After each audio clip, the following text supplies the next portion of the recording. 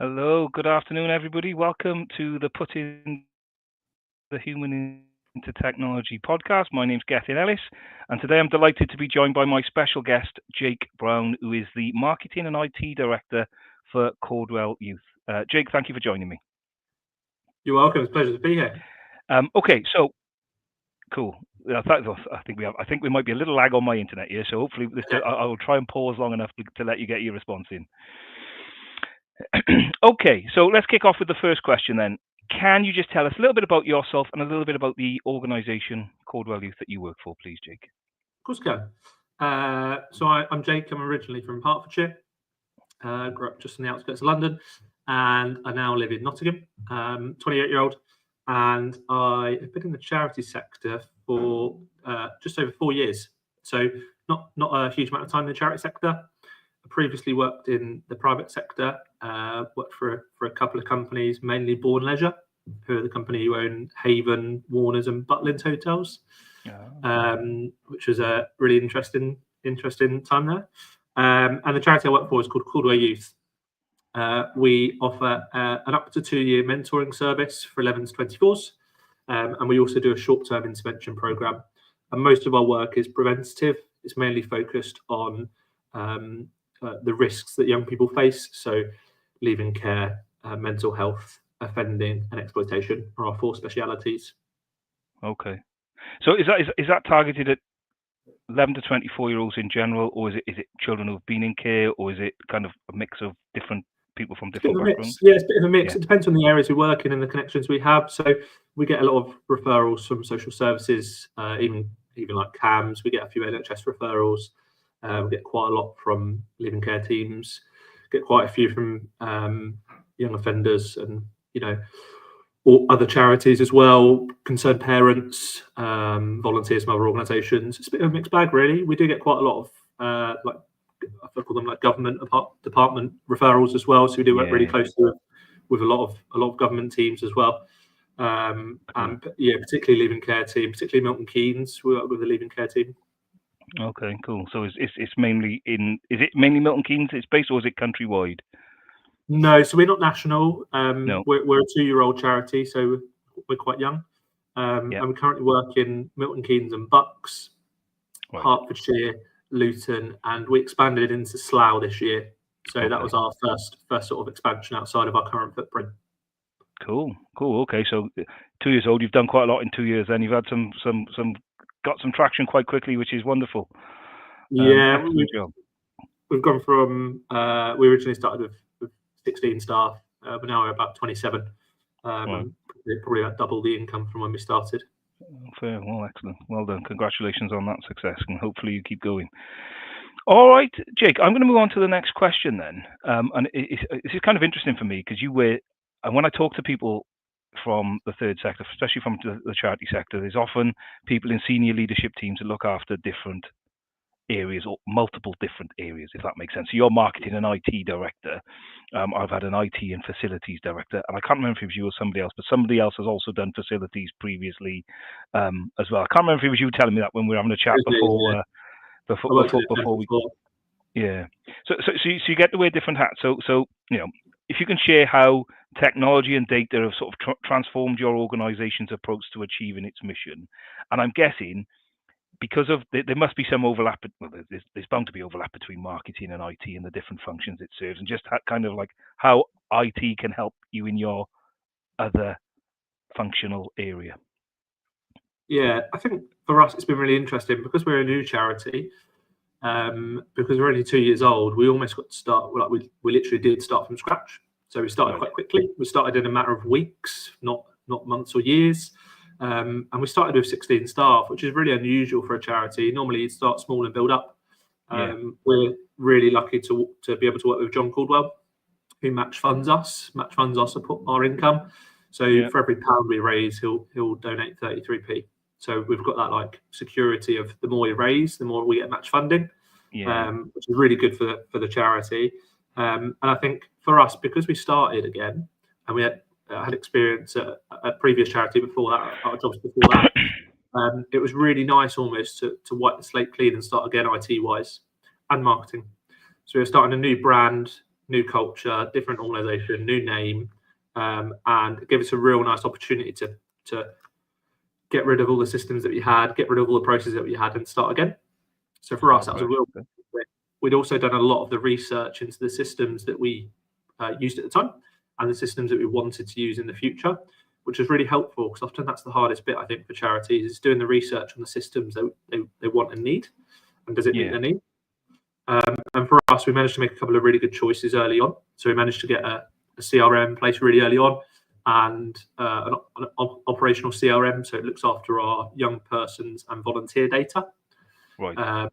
And all of our staff can access that system, and so can our volunteers as well. So it gives a door in for the volunteers to be able to, update logs about the young people they're out in the community meeting and working with.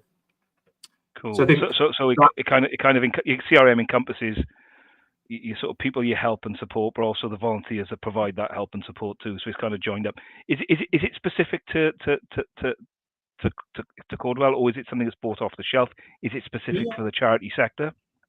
So it's an off-the-shelf product. It's based for the charity sector, and when we were looking for something, when I was doing the research, it's really hard to find a system that you can A, have the right permission levels for, and B, to connect an individual account, because these volunteers that work one-on-one with young people, they only need access to that one young person's record. And it's actually really challenging to find a system where you can match up that volunteer and that young person, in our case, or beneficiary for another charity, where you can match them up and they can have access to some parts of the record and not all of it. They can also add their comments on as well. It's really, really difficult. There's only actually a handful of systems out there that do that. Yeah, okay. And we're really lucky to find one that is it's global. So the system's used all over the world. It's very well established. Been going for a long number of years.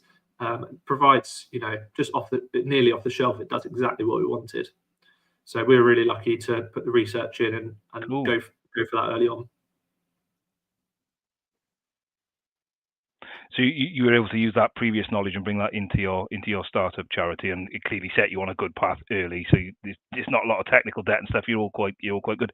I do have a sort of question. I guess this might come from the next sort of section, really, in terms of challenges you might have faced when it comes to implementing new technology. I guess if you're starting fresh, everything was new. So I'm guessing most of your, if not all of your stuff, will be hosted in the cloud somewhere, and there'll be no on-premises stuff like others may have hanging about. But what was the challenges in starting fresh, John? Jake, sorry, share with us some of those challenges you might have encountered as you were starting again, if you like.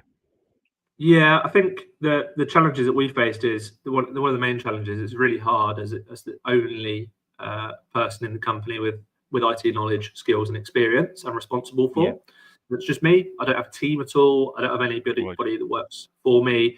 We will use contractors where needed, and we will outsource when needed as well. So these off-the-shelf systems, they're really good in loads of ways for small charities, and we're a small, medium-sized charity, and they can be really powerful if you work with the right people and find the right system. I think one of the main challenges is finding the right system. I think that's really difficult, and I think it's really hard for a lot of charities out there that don't have somebody with a bit more knowledge than needed to find the right system, set it up, get it implemented, train the team, make trading documents, notes, presentations, and then also do that system admin role once the system's in place. Because quite often I think that's the bit that's forgotten, like doing the system admin bit, listening for updates, figuring out what's changing, gets user feedback, and work with the team. I think it's quite hard to do all of that as one person. It's quite challenging. That's why I think a lot of charities need to be smart with how they outsource. So for us, we outsource day-to-day support. So we've got a company we work with, and it means all the team can go to them if they need something fixed. So someone phones up, they phone in your outsourced supplier, and they take your help desk calls and stuff. So you're not there trying to answer the phone and then deliver strategically as well, I guess. Yeah, exactly that. And I think when you do take on some of these CRM systems, I always think there's so many great contractors out there that do work and specialize in these systems. And quite often the knowledge that they can impart on you, i.e. me, can be really beneficial for you to carry on running that system and keep it as successful as it can be. I think, in all honesty, I think the hardest challenge for all charities is finding the right system. I think CRMs are the main discussion point of every single charity. You go on the Facebook groups and the forums, and all they're talking about is CRM choices. I do really feel like it is make or break for a lot of charities. We used to work with, we used to use Microsoft Dynamics as a small charity, which for a small charity, sort of Salesforce and Dynamics are in the same category of, really huge system, really customizable. You can really get down to like specific processes. I think with those, you also need to go on training courses, understand coding languages to be able to configure them and use them. Okay. And I think for small charities, I think that's really challenging to have like one person that does that. And then you get into outsourcing it, and the bills rack up because it is labor intensive to set up and configure. So I feel like as a small charity for us, in the previous charity I worked for, that was probably one of the worst decisions we could have made. Was to go for a massive system like that. And there's loads of off the shelf CRMs that you can configure really easily, that are cloud based, that anybody really could configure with a bit of support. And I feel like that a lot of the time is quite a contentious issue within charities as well, in the charity sector. It's talked about a lot. Like I imagine like the likes of Dynamics and Salesforce. I don't know actually, because I've never explored it in that level of detail for a charity sector. I imagine they get not-for-profit discounts from the various different suppliers, Microsoft and Oracle, Salesforce, I forget. But it's still it's an investment, and it takes some setup and some configuration. So I completely understand that. And if you're the only person there doing IT and you have to outsource everything, then I can imagine, I guess, getting those contracts right and is going to be quite important for you. So you get the level of support that you need for what it is you're trying to achieve, because I'm guessing your business is going to be dependent on your CRM in particular, but the other systems you use too. Yeah, absolutely. And I feel like those big systems, they can be great investments and they can work really well for charities. I feel like a lot of charities have same processes. Most of the time we're working with beneficiaries. Most of the time we're doing support perhaps in the community. A lot of charities are community based and focused. And I feel like the licensing costs are always great with these big systems. Like, they do give great discounts for licensing for charities. They do make it accessible. What isn't accessible is support and configuration for charities. There's lots of providers out there that do specialize in building systems for charities, but the bottom line is it's still an expensive process. And there's some great third parties out there that work with charities and help them configure systems. We work with a couple. At the end of the day, it's still the bill still adds up, and for a charity to raise core costs is really challenging. Yeah, that's a theme. All the people I've spoken to that work in the charity sector, that's a theme that's sort of pervasive throughout, is the those core costs, and trying to keep them as low as possible. When I always kind of ask this question, it kind of leads into the next one really. You've mentioned the technology, you've mentioned the CRM, the importance of it for managing your data so people can get data at the right time for the right person and know more, and having all that security, because clearly some of the information and data you're going to be storing is going to be pretty sensitive. How do you, and this is, I'll ask the future question in a second, but how do you guys use data now to make decisions, I guess, is the question. The sub question to that last question, in terms of like, well, you've got your CRM, does it give you lots of nice analytics? It can give you lots of management information around where your resources are being used and consumed, and who you're helping and how you're helping them. And one can only then imagine that will feed into like various funding bids and other things that you might you might need to secure your investment going forward. Yeah, absolutely. So we're really lucky in that the referral system we use is great, and it's the same as the volunteer management system. It's all under one hood, which is challenging itself to get it all in one place. Quite often you've got a couple of different systems, and it can be really difficult to get that synergy and get the data out of them. So I think for us, we're really grateful and lucky that we've made that decision, and it's working really well for us. I think the second part of that is most of our data doesn't come from that system. We do three outcomes reports a year. So we actually survey our young people. So we survey our young people 3 times a year. That survey is done using a really simple survey tool. It's nothing complicated. And the the output of that data is unbelievably rich in terms of like what the young people say about our service, what they say about mentoring, what they say about changes in their life, what they say about how they overcome challenges, what they say. You know, we asked loads of great questions in there. We asked last time, what would you do if you was president for the day? And some of the answers were amazing. You know, really, really inspiring young people that we work with. And actually, that outcome survey is the richest source of data that we've got. We're really lucky in that we usually get anywhere from an 80 to 96% completion rate, which for a survey is like that's a lot. really high. Yeah, I think typically you see sort of way below 40%. Yeah. I'd say 20 would be a good figure, but yeah, so we're really lucky. So we use that. That's built into our processes. So we use it as a review for the young person. So it gives them an opportunity to reflect and review on the support they've got. Also gives us really rich data about our service, what we're doing, how we're working with young people, and it also gives us a chance to reflect and feedback on anything that's come through as well. So that's probably our richest source of data that we've got, and that's outside of the CRM. You know. Yeah. So the CRM sort of the base in terms of the referrals, the volunteers, the matching, the volunteer inputting into the day-to-day, and it covers the day-to-day really well. And you know who your customers are to ask them the survey question, which then gives you that enriched data. Yeah, absolutely. Wonderful. We'll even go to we do the survey with the mentor and the young person. But a lot of the time, the team will go out and do it as well with the young person. You know, mentors are volunteers; they've got busy lives, and they give a lot of time to young people and community. So, our team will go out and do the surveys with the young people to make sure that they've had that reflection time, and that we've got that rich source of information from the young people and feedback on the service. Cool, awesome. Well, that does feed in nicely there. That's what you currently do, and that's what you're currently using. So, if we look ahead. How do you see data and technology shaping the future of the not-for-profit sector and Caudwell Youth in particular? I think I'll go back to when I first started in the charity sector.